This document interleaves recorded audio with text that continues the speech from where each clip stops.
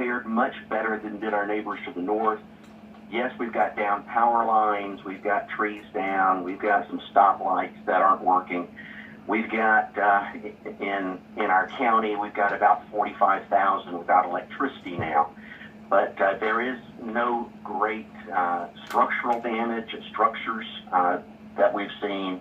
The infrastructure is intact. It is certainly not the impact that we're expecting from this storm before it hit land. Representative Clemens, what's your advice to folks who evacuated to get out of harm's way? Do you want them to stay away a little longer for the assessment to continue, or what's your advice? Well, Mike, you've heard from our neighbors in Marion County about the impact of river flooding expected in that area. We have a number of rivers that are expected to exceed flood stage. Our last big impactful storm was Matthew. We expect the rivers in this area to swell well beyond the levels of Matthew and bring significant flooding to the area, and in some places flooding the highways that provide ingress and egress to our area. So we expect those impacts to begin upon the highways the 18th on Tuesday. We believe that the governor is considering lifting the evacuation order as early as tomorrow.